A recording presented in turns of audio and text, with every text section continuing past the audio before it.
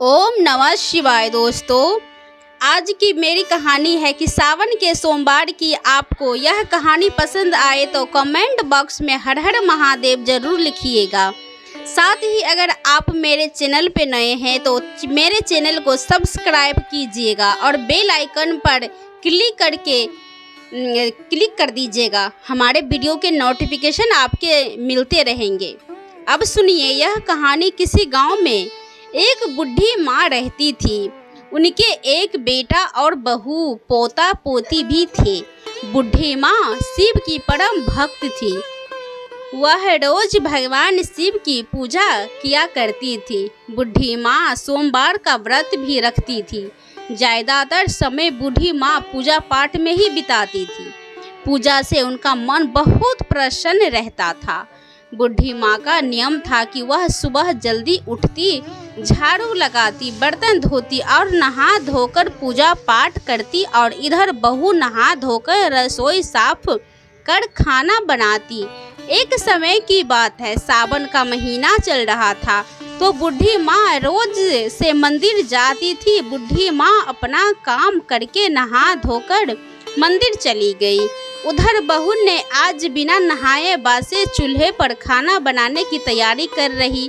उसने चौका भी नहीं लगाया। बहू ने बासे चूल्हे में आग जला दी और काम करने लगी। तभी बहू का बेटा खेलते हुए वहां आ गया। उसने चूल्हे से जलती हुई लकड़ी निकाली, जिससे उसके कपड़े में आग लग गई और वह जलने लगा। बहू दौड़कर आई और आग को बुझाने लगी। तब तक बच्चा बहुत जल गया था। उसे डॉक्टर को दिखाया। तभी बूढ़ी माँ मंदिर से आई। उन्होंने देखा कि आज तो रसोई में बहू ने झाड़ू तक नहीं लगाई, ना ही चौका लगाया, और बासे चूल्हे में खाना बना ली थी। वैसे भी रसोई ही तो रह गई थी और काम तो मैंने ही कर दिए थे। फिर बूढ़ी माँ अपने पोते को देखने जाती है तो बहू कहती है कि माँ जी, आप वहीं रुकिए, आप मेरे बेटे से दूर रहिए। यह सब आपकी वजह से हुआ है। आपको तो बस पूजा पाठ से मतलब है और किसी से नहीं। क्या फल दिया है आपकी पूजा ने? क्या आपके भगवान मेरे बेटे को ठीक कर देंगे? आप जाइए यहाँ से। बूढ़ी माँ रोते हुए वहाँ से चली जाती है और भगवान शिव के पास बैठकर रोने लगती है और कहती है कि हे भगवान, आपने तो ये क्या किया? मुझे क्या गलती हो गई मुझसे? जिसकी सजा आपने मेरे पोते को दी है, आप उसे ठीक कर दीजिए। रोते रोते बूढ़ी माँ यही प्रार्थना करती रही। फिर शाम को जब बूढ़ी माँ का बेटा आया तो बहू गुस्से से बोली, सुनो जी, अब इसे घर में या तो मैं आपकी माँ रहेगी या फिर मैं। अब तो मैं बूढ़ी माँ को बेटा चिंता में पड़ जाता है और वह पूरी रात में सोच नहीं पाता और सोचता रहता है कि घर से किसे निकाले। वह सोचता है अगर पत्नी को निकालता तो बच्चे का क्या होगा, और माँ को कैसे निकालूं? उन्होंने मुझे जन्म दिया है।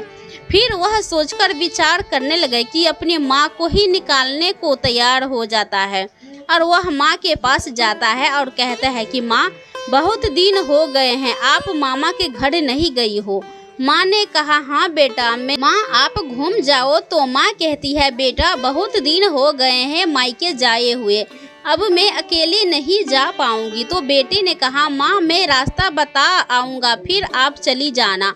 माँ कहती है, ठीक है। फिर बेटा माँ को लेकर जाता है। चलते चलते एक जंगल में पहुँच जाते हैं। फिर बेटा कहता है कि माँ, यही है तुम्हारे मायके का रास्ता, इसे चली जाना, अब मैं चलता हूँ। माँ कहती है, बेटा यह रास्ता कैसे हो सकता है? मेरे मायके के रास्ता में जंगल तो पड़ता ही नहीं था। बेटा कहता है, माँ तब नहीं था, अब लग गया होगा। ठीक है माँ, मैं चलता हूँ। लड़का वहाँ से चला जाता है। बूढ़ी माँ रास्ते में चलने लगती है और चलते चलते बहुत दूर पहुँच जाती है। अब शाम होने वाली थी और बूढ़ी माँ थक जाती है। तो बूढ़ी माँ को एक तालाब दिखाई देता है और वह वहाँ हाथ पैर धोती है और पानी पीती है और वहीं बैठ जाती है और रोने लगती है। भगवान शिव से प्रार्थना करती है, हे भगवान, मुझे पता है कि मेरा बेटा मुझे मरने के लिए छोड़ गया है, अब वह मुझे लेने नहीं आएगा, लेकिन भगवान मेरे बच्चों को खुश रखना, मुझ पर दया करना। फिर वह आंखें बंद करके भगवान शिव की आराधना करने लगी। जब उसने आंखें खोली तो देखती है कि एक बहुत छोटा बालक वहाँ पर है और उस बच्चे ने कहा, माई क्या आप पूजा कर रही थी? तब बूढ़ी माँ ने कहा, हाँ बेटा, मैं पूजा कर रही थी। दिन भर पूजा नहीं कर पाई तो सोचा अभी पूजा कर लेती हूँ। तब बच्चा कहता है, तुम माई मुझे परेशान नहीं करो। तब बूढ़ी माई ने कहा, बेटा मेरे पास प्रसाद तो नहीं है, क्या दूँ? बच्चों ने कहा, माई कुछ नहीं है तो यह पत्ते तो है। तब बूढ़ी माँ ने कहा, ठीक है, मैं पत्ती तोड़कर लाती हूँ। बूढ़ी माँ ने पत्ते तोड़ी गई। तब पत्ते तोड़ लाई और वहाँ रखे दिए। फिर वहाँ उन पत्तियों से भगवान की कृपा से अच्छा भोग लगा दे। जब बूढ़ी माँ आई तो देखा तो उनके आश्चर्य का ठिकाना न रहा। वह बूढ़ी माँ बहुत खुश हुई और उन्होंने बच्चे को गले लगाकर पूछा, बेटा तुम इतना अच्छा भोजन कहाँ से लाए हो? बच्चे ने कहा, माँ जी यही पास में मेरी कुटिया है, वहीं से लाया हूँ। चलो माँ अब भोजन करते हैं, तुम मुझे खिलाना और मैं तुम्हें खिलाऊंगा। फिर दोनों ने मिलकर भोजन किया और फिर वह बच्चा वहाँ से जाने लगा तो बूढ़ी माँ से कहता है कि माँ जी आप यहीं रहिए, यहाँ से कहीं मत जाना, रात हो चुकी है, आगे जाओगी तो जंगली जानवर तुम्हें नुकसान पहुँचा सकते हैं। तब बूढ़ी माँ ने कहा, ठीक है बेटा, और बूढ़ी माँ वहीं से रुक गई। रात में माँ सो जाती है। सुबह जब बूढ़ी माँ की आंख खुली तो देखा कि बहुत ही सुंदर घर बना है, वहाँ किसी चीज़ की कमी नहीं है। जब वह बाहर निकली तो देखा वहाँ भगवान शिव का मंदिर भी था। वह एक कुआं था। बूढ़ी माँ ने स्नान किया और भगवान शिव की पूजा करने लगी और कहने लगी कि हे भगवान, आपने इस गरीब की लाज रख ली, आपको बहुत बहुत धन्यवाद। मैं जानती हूँ कि मेरा बेटा मुझे जंगल में मरने के लिए छोड़ गया था, फिर भी भगवान मैं आपसे विनती करती हूँ कि मेरे बेटे को कभी कोई दुख न हो। फिर बूढ़ी माँ उसी घर में रहने लगी। उधर बूढ़ी माँ के बेटे के घर में उनके जाते ही कुछ भी नहीं बचा, सब धन संपत्ति नष्ट हो गई। बेटा बहुत गरीब हो गया। तब बहू ने कहा, सुनो, घर में कुछ भी नहीं है तो जंगल से लकड़ी काटकर ले आओ जिससे कुछ गुजारा हो सके। फिर बेटा दो आदमी के साथ जंगल में गया। चलते चलते वहाँ तीनों उसी जंगल में पहुँच गए जहाँ वह बूढ़ी माँ रहती थी। तो लोग बूढ़ी माँ का घर देखने तो कहते थे, इतना सुंदर घर यह किसका है? तभी बेटे के साथ आए दोनों आदमियों की नज़र उस बूढ़ी माँ पर पड़ती है तो वह कहते हैं कि यह घर तो उन बूढ़ी माँ का है। फिर वो लोग बेटे से कहते हैं कि यह तो तुम्हारा माँ लग रही है। बेटा कहता है कि नहीं नहीं, वह तो नानी के घर गई है। फिर उसने कहा, चलो इन बूढ़ी माँ से ही काम मांगते हैं। वह तीनों बूढ़ी माँ के पास जाते हैं तो बूढ़ी माँ अपने बेटे को पहचान लेती है और सोचती है, यह तो मेरा बेटा लगता है, मुझे ढूंढने आया है। तब उन लोगों ने कहा, माई क्या हम आपका काम मिलेगा? बूढ़ी माँ वह सुनकर उदास हो गई कि यह मुझे ढूंढने नहीं बल्कि काम की तलाश में आया है। फिर उन लोग ने कहा, क्या यहाँ काम मिलेगा? तो बूढ़ी माँ ने कहा, हाँ बेटा, यहाँ बहुत काम है। तब उन तीनों ने कहा, क्या काम करना होगा? बूढ़ी माँ कहती है कि इस बगीचे का साफ सफाई करनी है। तीनों मिलकर बगीचे की साफ सफाई करने लगे। फिर तीनों ने काम के पैसे मांगे तो बूढ़ी माँ ने पैसे दे दिए। वहाँ वो तीनों घर वापस आ गए तो बहू ने कहा, क्या काम मिला? तो बेटे ने कहा, हाँ यह लो पैसे। देखकर बहू ने कहा, कल से मैं भी काम करने चलूँगी। फिर उन तीनों के साथ बहू भी काम करने गई। उस समय बूढ़ी माँ मंदिर में पूजा कर रही थी तो वह तीनों ने बाग की साफ सफाई करने लगे और बहू घर के अंदर गई और उनसे खाना तैयार कर लिया। और फिर बूढ़ी माँ आई तो बहू ने खाना परोस दिया। तो बूढ़ी माँ ने कहा, तुम कौन हो और मेरे घर में क्यों आई हो? मैं तुम्हारे हाथ का खाना कैसे खा सकती हूँ? पता नहीं कि तुमने स्नान किया भी होगा या नहीं। मैं भगवान शिव की भक्त हूँ, मैं किसी के हाथ का बना खाना नहीं खाती हूँ। बूढ़ी माँ ने अपने बहू को पहचान लिया था, लेकिन 5 साल हो गए थे तो बहू उन्हें पहचान नहीं सके। लेकिन बहू विनती करने लगी कि तो बूढ़ी माँ ने खाना खा लिया। फिर बूढ़ी माँ से सो गई तो बहू पैर दबाने लगी, फिर पीठ दबाने लगी तो उसने कंधे पर बूढ़ी माँ के मस्ता देखा तो बहू बोली, ऐसा मस्ता तो मेरा सास की पीठ पर था। वह बूढ़ी माँ तो मेरी सास की तरह लग रही है, मन करता है इन्हें अपने साथ ले जाऊं।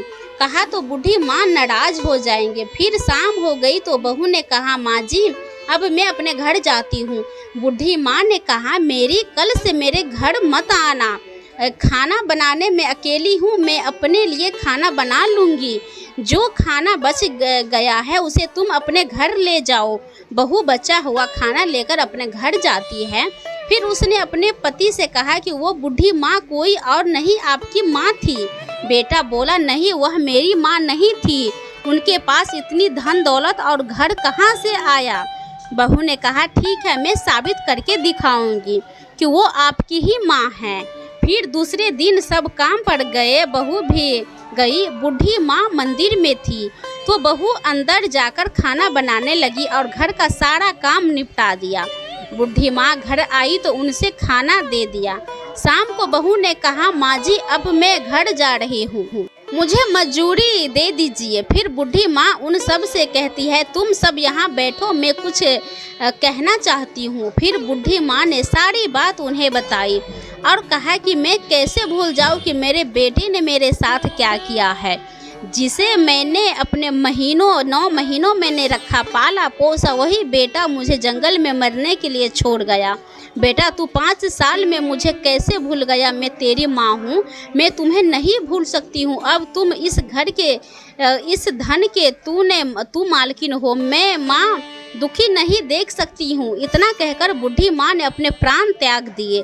फिर वहाँ भगवान शिव उनके दूत प्रकट हुए और बूढ़ी माँ को ले जाने लगे तो बेटा जोर जोर से रोने लगा, कहने लगा कि माँ मुझे माफ़ कर दो, अब मैं क्या करूँ। वह 2 लोग जो बेटा के साथ थे बोले कि हमारा भी धन है, यह बूढ़ी माँ तुम्हारी माँ कैसे हो सकती है। तब बेटा बोला, वो ओरी माँ ही थी मेरी, नहीं तो वह चाबी मुझे क्या दे के जाती, वह तो सबको देती। फिर बेटा और बहू उसी घर में रहने लगे।